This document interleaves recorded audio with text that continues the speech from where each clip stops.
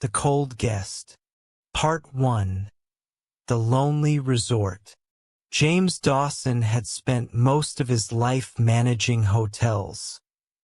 Now retired, he wanted peace and quiet, far away from the rush of city life.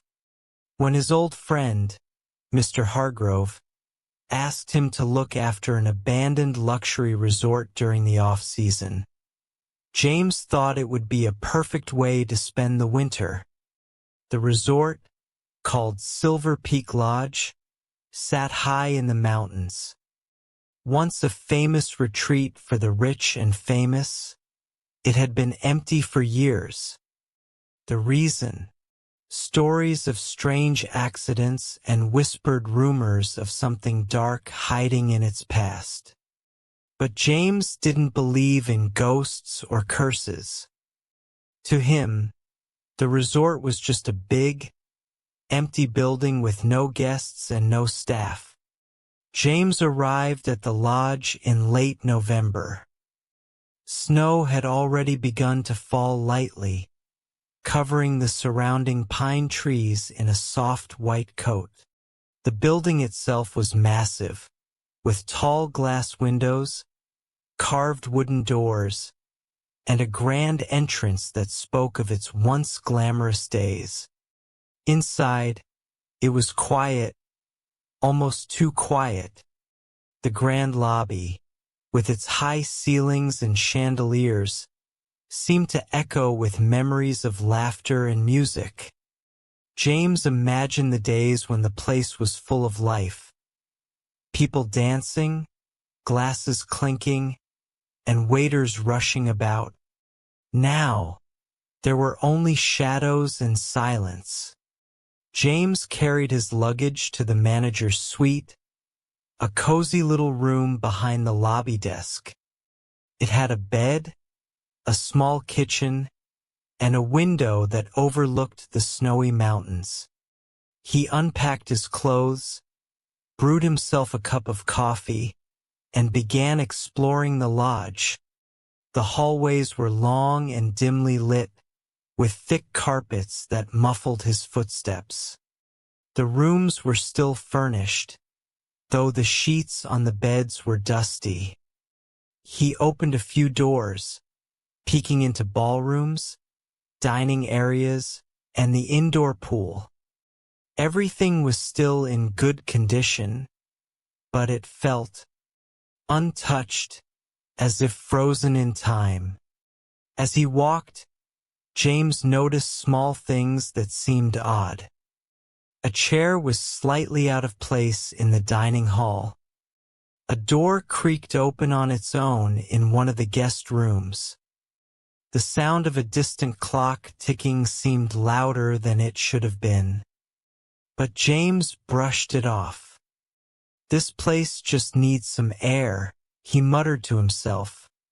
That night, James cooked himself a simple dinner and sat by the fireplace in the lobby. He stared into the flames, feeling the warmth on his face. The wind howled outside, and snow began to fall harder. It was going to be a long winter, but James was ready for it. He went to bed early, thinking about how he would spend the next few months. Maybe he would read some books, write in a journal, or finally learn to cook better meals. But as he lay in bed, staring at the ceiling, he couldn't shake the feeling that he wasn't truly alone in the lodge.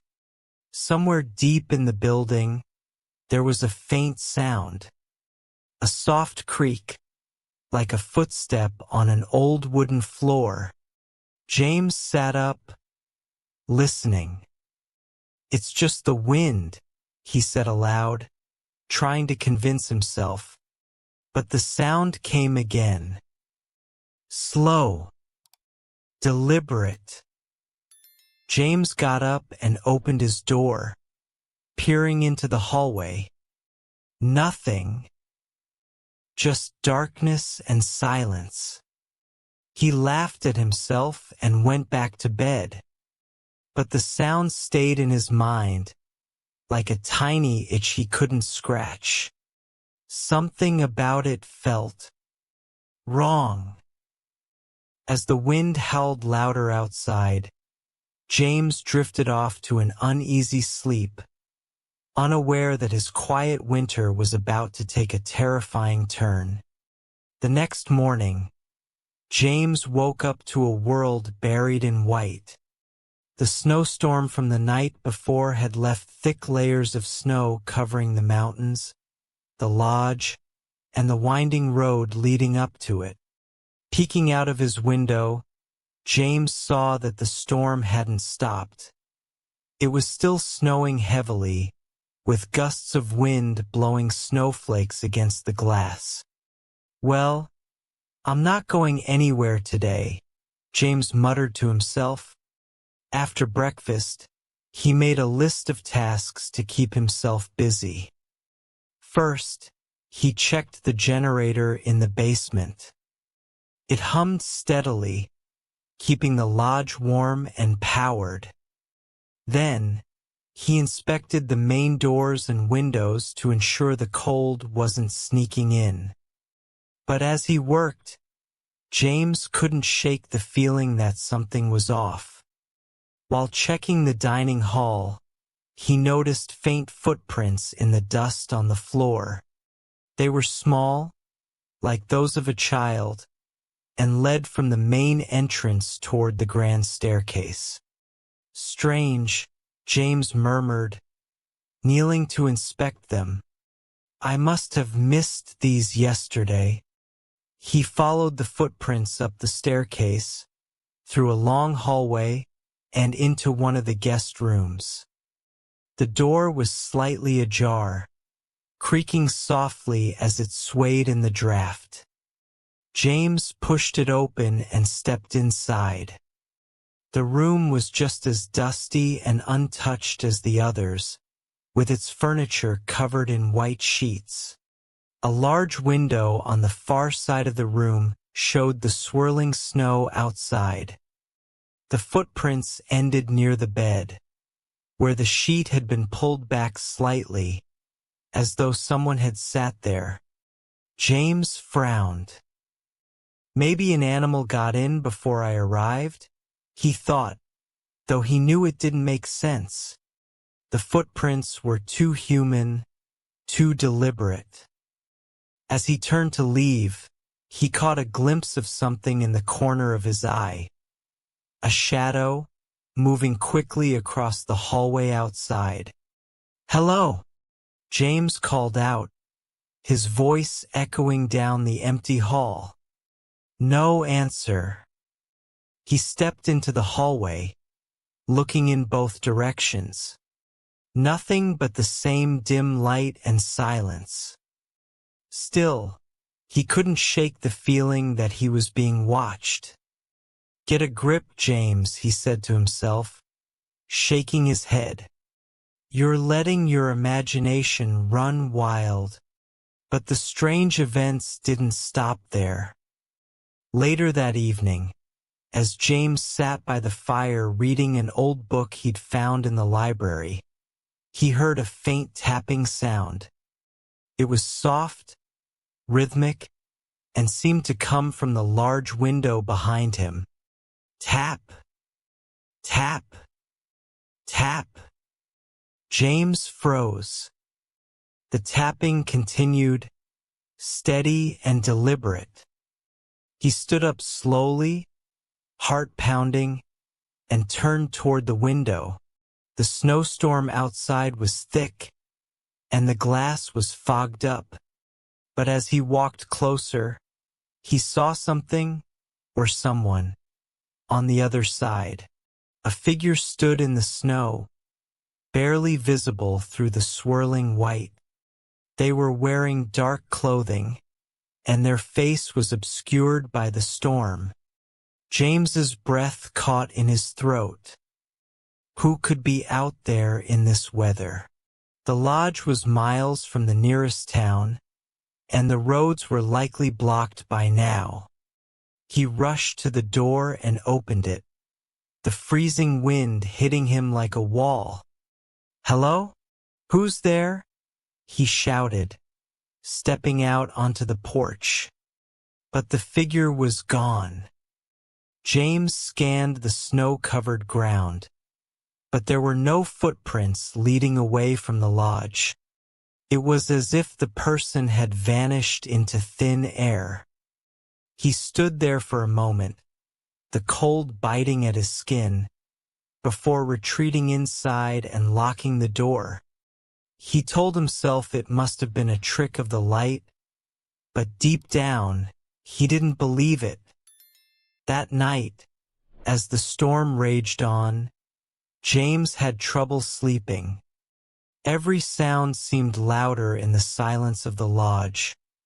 The creaking of the wood, the howl of the wind, the faint hum of the generator. And then, just as he was beginning to drift off, there was a knock at the main door. It was soft at first, barely audible over the storm. But then it came again, louder this time. Knock! Knock! Knock! James sat up in bed, his heart racing. Who could possibly be out there in this weather? He grabbed a flashlight and made his way to the lobby, his footsteps echoing in the empty halls. The knocking continued, steady and insistent. When he reached the door, he hesitated, his hand hovering over the handle. "Who is it?" he called out, his voice trembling slightly. No answer. Summoning his courage, James unlocked the door and pulled it open. Standing there, covered in snow, was a man.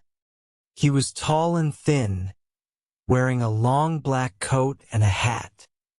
His face was pale, almost ghostly, and his eyes seemed to pierce right through James.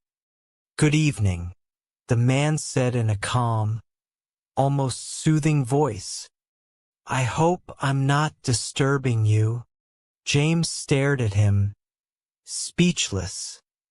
Finally, he managed to say, "What are you doing here? The roads are blocked, and there's a storm." The man smiled faintly. "I used to stay at this lodge years ago. I couldn't resist coming back." James frowned. "But the lodge has been closed for a long time. No one stayed here in years." The man's smile widened, but there was something unsettling about it. "Oh, I've been here before. Many times. You could say, this place is very familiar to me." Before James could respond, the man stepped inside, brushing snow off his coat. "I don't mean to intrude, but it's quite cold out there. A warm fire would be lovely." James didn't know what to say. Something about the man felt wrong, but he couldn't exactly turn him away in a storm. "Of course," James said reluctantly, closing the door behind him. As the man walked toward the fire, James couldn't help but notice the faint wet footprints he left behind. They glistened on the wooden floor, leading toward the flickering flames.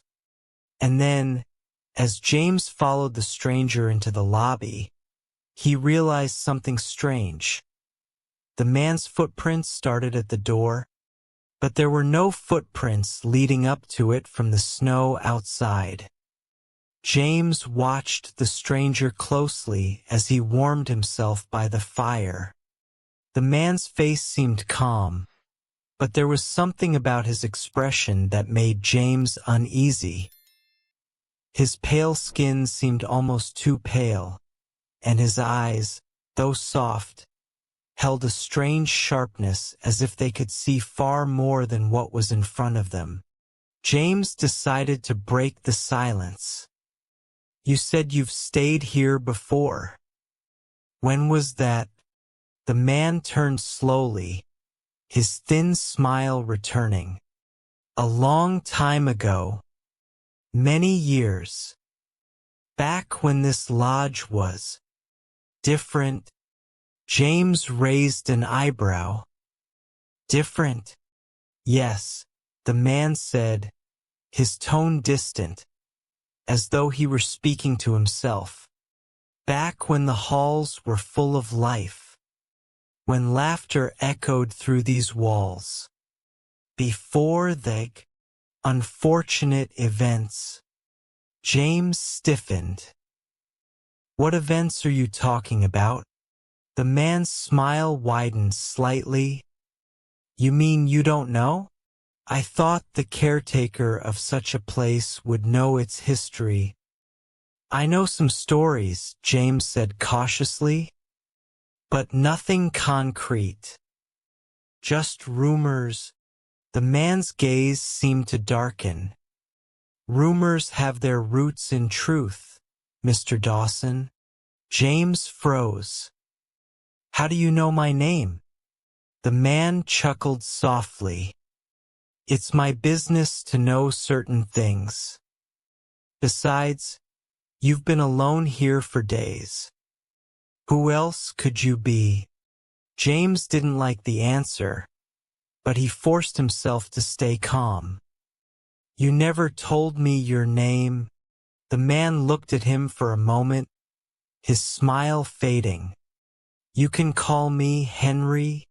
Henry turned back toward the fire, his posture relaxed, as though he belonged there. But James felt more like a guest in his own space. Something about the man's presence unsettled him in ways he couldn't explain. He decided to keep his distance for now and let Henry warm himself. The snowstorm raged on through the night.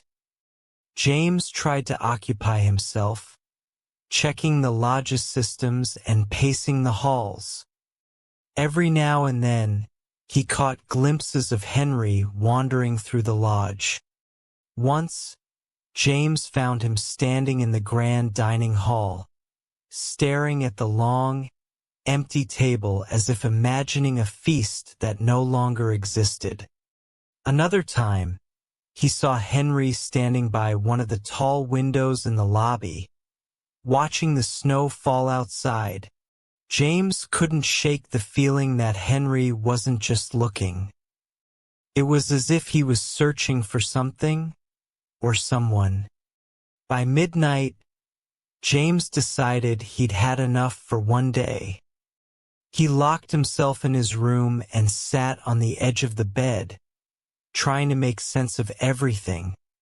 Who was Henry, really?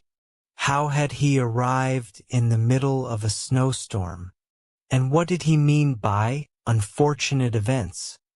As James lay down, determined to get some rest, he heard a faint sound in the distance.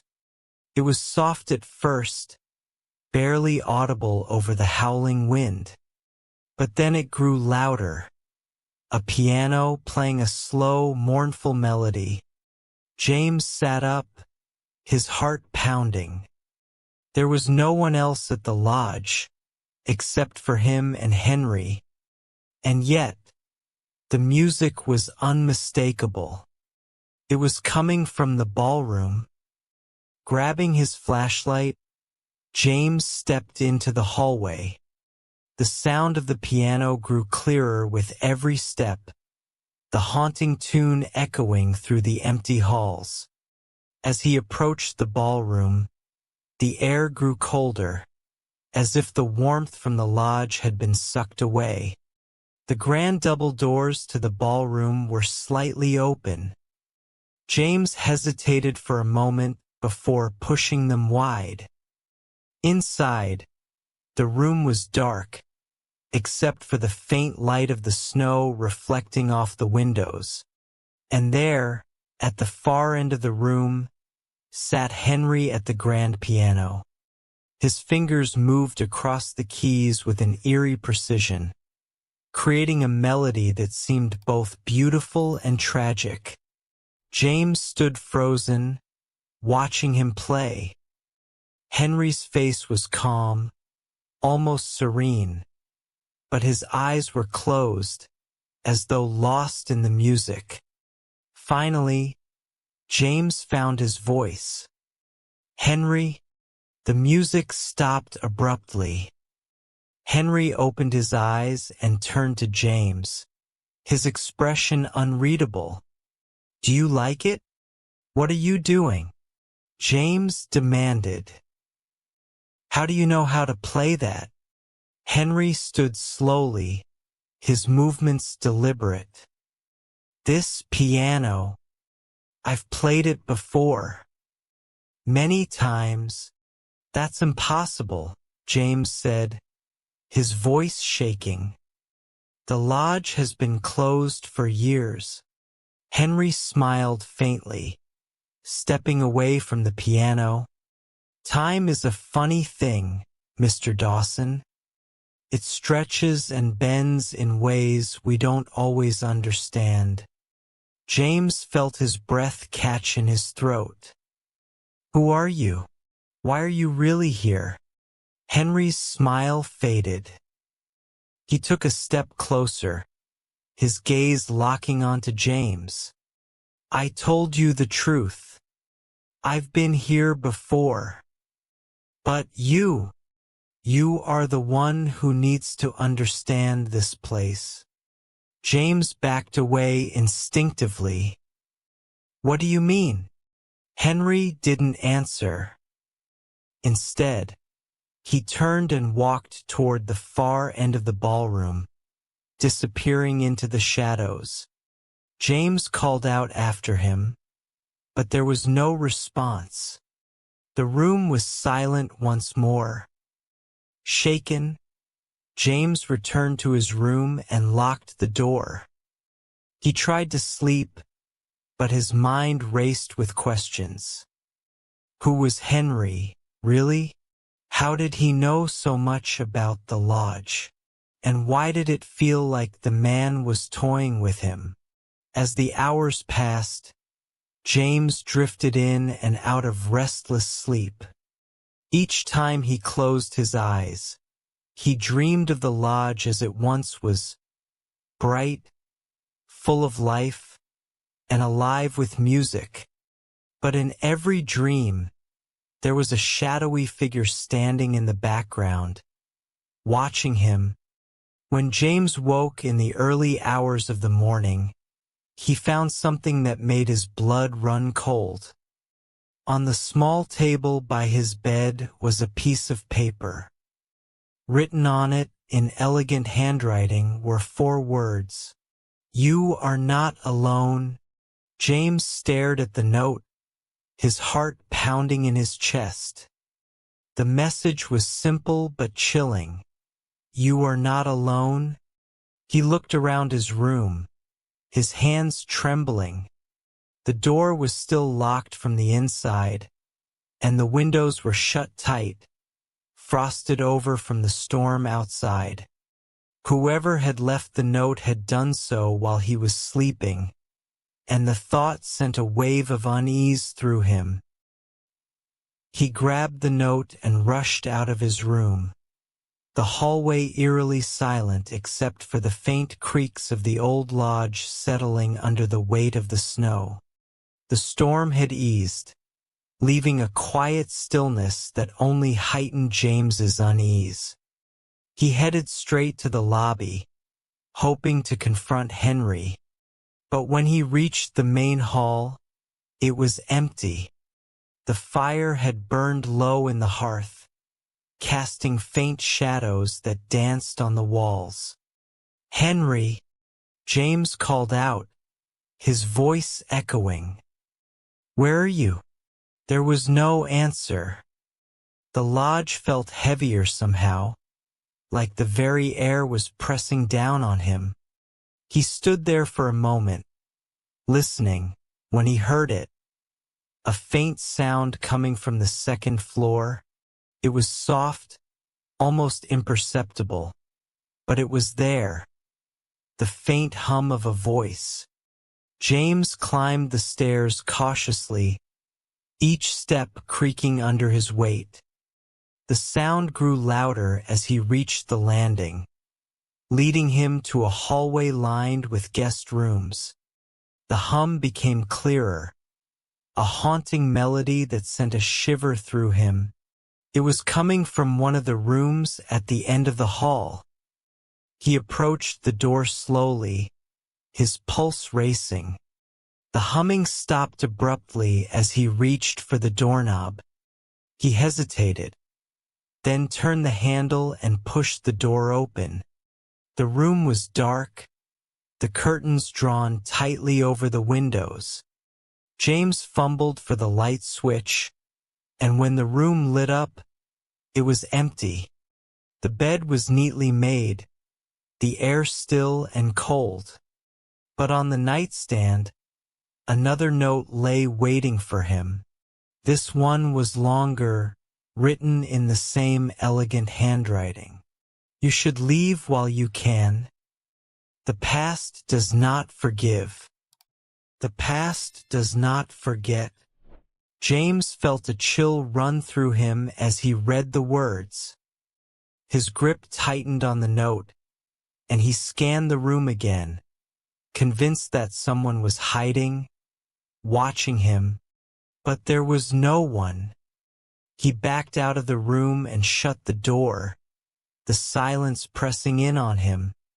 He decided to check the lodge's security cameras. The system was old and not particularly reliable, but it might show him something, anything, to explain what was happening. He hurried to the small office behind the reception desk, where the monitor for the cameras was set up. As he cycled through the feeds, his eyes narrowed. Most of the footage showed empty halls and common areas. But when he rewound the footage from the ballroom, his breath caught. There, in the grainy black and white video, was Henry, sitting at the piano. James watched as he played, his movements eerily smooth, but then something strange happened. The footage flickered, and for a brief moment, Henry wasn't alone. A shadowy figure stood behind him, its form indistinct but unmistakably human. James leaned closer, his pulse quickening. The figure didn't move, but its presence was undeniable. And then, just as suddenly as it had appeared, it vanished. James sat back, his mind racing. He rewound the footage and played it again, but the shadow didn't reappear. Was the camera glitching, or was there something or someone else in the lodge? A sudden noise made him jump. It was coming from the kitchen, a loud, metallic clatter. He rushed out of the office and into the kitchen, his footsteps echoing in the empty space. The kitchen was in disarray, pots and pans scattered across the floor, as if someone had swept them off the counter in a fit of rage. "Henry!" James shouted, his voice shaking. If this is some kind of game, it's not funny. But the kitchen was empty. The only sound was the faint hum of the refrigerator. James bent down to pick up one of the fallen pots when he noticed something on the counter. It was another note, this one scrawled hurriedly, the handwriting less neat but no less unsettling.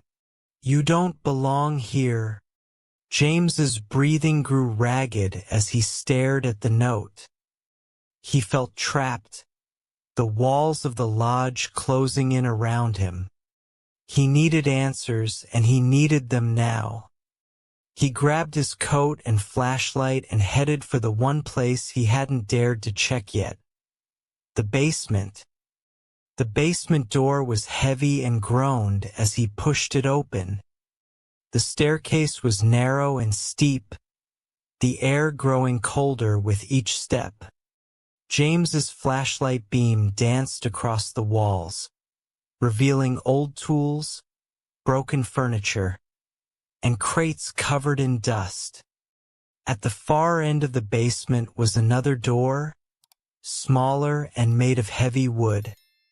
It was locked, but the key was hanging nearby on a rusted hook.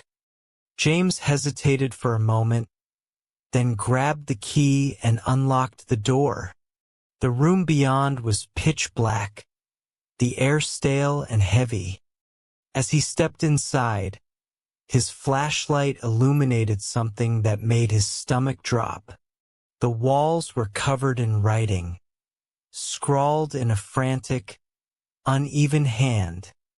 Words and phrases overlapped, creating a chaotic tapestry of messages. "Help me? They won't let me leave. It's not safe." In the center of the room was a single chair, and on it sat a dusty, tattered journal. James picked it up carefully and flipped through the pages. The entries were written by someone who had worked at the lodge years ago, and they told a terrifying story. The writer spoke of strange occurrences, of guests disappearing without explanation, of whispers in the halls and shadows that moved on their own. The final entry was unfinished, the words trailing off mid-sentence. "I can hear them now. They're coming for me. If anyone finds this, leave while you still see a..." The page ended abruptly, as though the writer had been interrupted. James felt his hands tremble as he closed the journal. He needed to leave, but as he turned to head back upstairs, he heard it again. The faint sound of humming, coming from somewhere deep within the basement. James froze in the center of the dark basement, the faint humming reaching his ears once more. It was a soft, eerie melody, hauntingly familiar but impossible to place. He turned his flashlight toward the sound, the beam trembling as much as his hands. The humming came from deeper within, past the walls lined with frantic scribbles, past the crates and broken furniture. The air felt colder now, and each breath came out in visible puffs. He wanted to leave, to escape this suffocating place, but something compelled him to keep moving. He needed to know. The flashlight's weak beam caught the outline of another door, this one partially hidden behind a stack of old wooden boxes. James pushed them aside, each movement echoing loudly in the stillness. The humming grew louder as he approached the door. It was slightly ajar, revealing only darkness beyond. He pushed it open with a trembling hand, the ancient hinges groaning loudly. Inside was a room unlike any other in the lodge. The walls were made of rough stone, damp and cold to the touch. Chains hung from the ceiling, swaying slightly as though disturbed by a breeze that didn't exist. In the center of the room was a large wooden table, its surface stained and scarred. James's flashlight beam swept over it, revealing deep grooves and marks that looked suspiciously like claw marks. On the table was a small object, a music box. The humming was coming from it. James approached the table cautiously, every instinct screaming at him to turn back. The music box was old, its once shiny surface tarnished and dull. It was intricately designed, with tiny carvings of flowers and vines, and it looked completely out of place in the dark, sinister room. He reached out and touched it, and the humming stopped abruptly. The silence that followed was deafening, pressing in on him from all sides. He lifted the lid of the music box. Inside was a small, rotating figure of a dancer, her delicate porcelain features frozen in an expression of calm serenity. As James turned the handle on the side, the music began to play. A slow, haunting melody that sent shivers through him. But as the music played, something else happened. The room began to change. The air grew colder still, and the faint sound of whispers filled the space. They were low and indistinct at first, like the rustling of leaves, but they grew louder and more insistent, overlapping one another in a cacophony of voices. James's flashlight flickered, casting erratic shadows on the walls. And then he saw them. Figures began to emerge from the darkness, their forms faint and transparent at first, but growing more solid with each passing second. They were men and women, dressed in outdated clothing, their faces pale and drawn. Their eyes were hollow, filled with sorrow and accusation. They stared at James, unmoving, as if waiting for something. "Who are you?" James whispered, his voice barely audible over the growing noise. One of the figures stepped forward, a woman with long, flowing hair and a blood-stained dress. Her eyes locked onto James, and when she spoke, her voice was low and chilling. "You shouldn't be here." James stumbled back, his flashlight dropping to the floor and rolling away. The beam illuminated the walls, now covered not with frantic writing but with handprints. Bloody, smeared handprints that seemed to move and shift in the flickering light.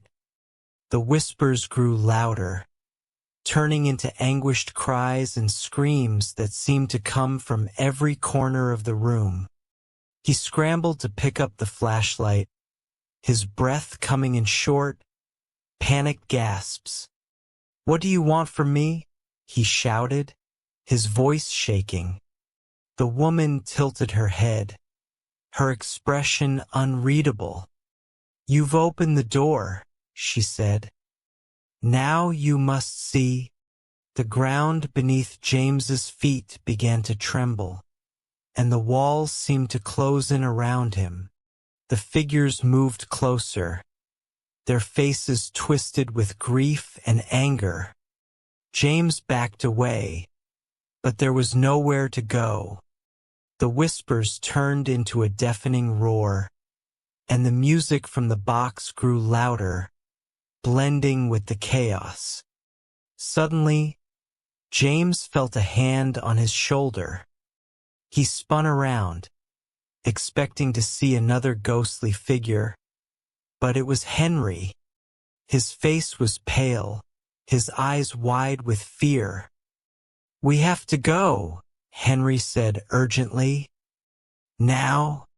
James didn't argue. Together, they ran out of the room, the cries of the spirits echoing behind them. They raced up the basement stairs and slammed the door shut, the noise abruptly cutting off. Both men leaned against the door, their breaths ragged. "What is happening here?" James demanded, his voice rising. Henry shook his head, his hands trembling. "I didn't think they'd show themselves to you," he said. "You weren't supposed to see any of this." "See what?" James shouted. "What is this place? Who are those people?" Henry hesitated, his eyes darting to the locked basement door. "This lodge. It's not just a hotel," he said finally. It's a prison. For them, James stared at him, trying to make sense of his words. A prison? Who are they? Henry's face darkened. They were guests once. But something happened here. Something terrible. They're trapped, unable to leave, and they blame anyone who comes here. They think we're responsible. James felt a chill spread through him. Why didn't you tell me this before? Would you have stayed if I had? Henry shot back. I've been trying to keep them quiet, to keep the lodge safe. But you've stirred them up. James clenched his fists, anger and fear bubbling inside him. So what do we do now? Henry's expression was grim. We have to finish what they started, he said. We have to uncover the truth of what happened here. It's the only way to set them free and save ourselves. James stared at him, his mind racing. He didn't know if he could trust Henry, but he had no choice. The spirits wouldn't rest, not until they got what they wanted. The lodge was silent, but it wasn't the calm of peace. It was the oppressive silence of something lurking, waiting. James and Henry stood in the grand hall, the air heavy with the weight of unspoken secrets. The faint light of the fireplace cast long, flickering shadows that danced across the walls, and the faint hum of the music box still echoed in James's mind. Every creak of the floorboards beneath their feet felt amplified, as though the lodge itself were alive and listening. Henry held a lantern, its dim light barely cutting through the darkness. The lodge's heart is the key, he said, his voice low. The room you found, that wasn't the end of it. There's more.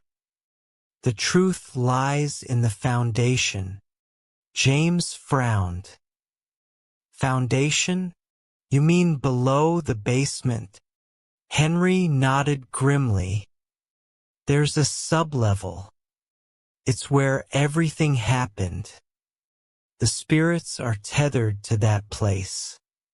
If we can face what's down there, maybe we can put an end to this. Reluctantly, James followed Henry back to the basement. The air grew colder with each step, and by the time they reached the locked door, their breath was visible in the dim light. Henry produced a key from his pocket, its metal rusted and jagged. He hesitated for a moment before unlocking the door. The door creaked open, revealing a narrow stone staircase spiraling down into darkness. A foul smell wafted up, damp and metallic. James gagged but pressed on, his flashlight trembling in his grip. The descent seemed endless, the stairs winding deeper and deeper. The whispers returned, faint at first but growing louder, more distinct. They were words now, fragmented and disjointed, but filled with anguish. When they finally reached the bottom, James's flashlight revealed a massive underground chamber.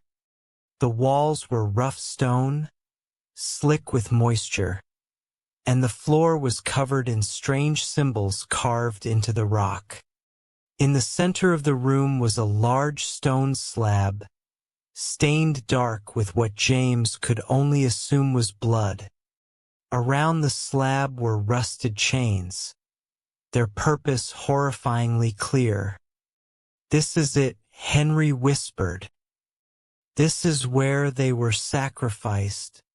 James's stomach churned. "Sacrificed? What are you talking about?" Henry avoided his gaze. The original owners of the lodge. They weren't just hoteliers. They were part of something darker. They believed in ancient rituals, in summoning power through sacrifice. They used their guests as offerings, binding their souls to this place. James stared at him, disbelief warring with the undeniable evidence before him. You knew this? All along? Henry nodded, his face pale. I inherited this place, James. I didn't choose it. But I've spent years trying to atone, trying to keep the spirits calm. I thought if I could keep the lodge running, I could contain them. But it's too late now. They want justice.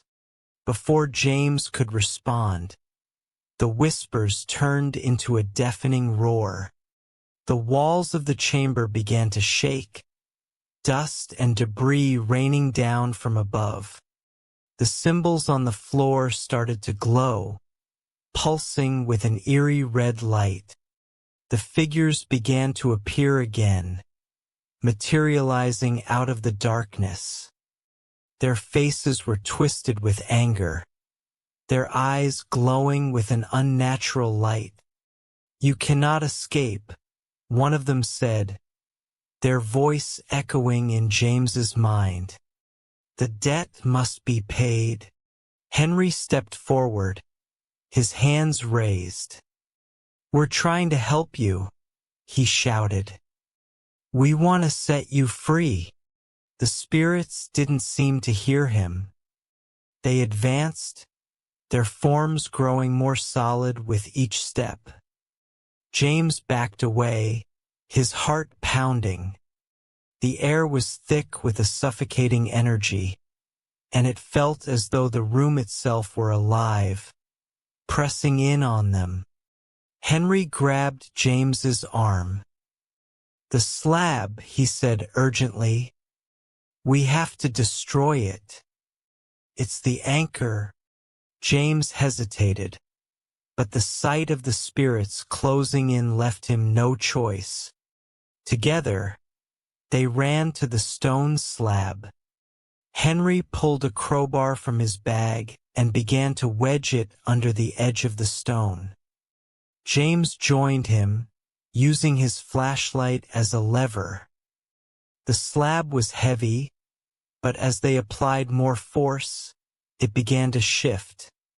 The spirits screamed, their voices piercing and inhuman. The ground beneath the slab started to crack, and a dark, oily substance seeped up through the fissures. The stench was overwhelming, but James and Henry kept pushing. Finally, with one last effort, the slab tipped over and shattered on the ground. The chamber erupted in chaos. The glowing symbols flared brightly before disappearing, and the spirits let out a collective wail that shook the walls. The dark substance beneath the slab began to bubble and recede, pulling back into the earth. The oppressive energy in the room lifted, replaced by a strange, almost peaceful stillness. The spirits began to fade, their forms growing less distinct. The anger and pain in their eyes were replaced by something softer, something almost like relief. One by one, they disappeared, their whispers fading into silence. James and Henry stood in the center of the chamber, their breaths ragged. The room was quiet now, the oppressive weight lifted. James looked at Henry, his face pale but resolute. Is it over? He asked. Henry nodded slowly. I think so. They're free now. As they made their way back up the stairs, the lodge seemed different. The air felt lighter, the shadows less menacing. When they reached the main hall, the first light of dawn was filtering through the windows. The storm had passed, leaving a blanket of pristine snow over the grounds. James looked out at the landscape, the beauty of it striking after the horrors they had faced. He turned to Henry. "What now?" Henry gave him a weary smile. "Now we move on. The lodge's dark past is finally buried. Maybe it's time we let it rest, too." James nodded, feeling a sense of closure. The lodge had taken so much, but in the end, it had given something back, a chance to let go. Together, they stepped out into the morning light, leaving the darkness behind them. That's the end of the story. If you enjoyed the story, please like, share, and subscribe for more exciting tales. Check out our other videos and share your thoughts in the comments. Stay tuned for the next adventure. Thanks for watching.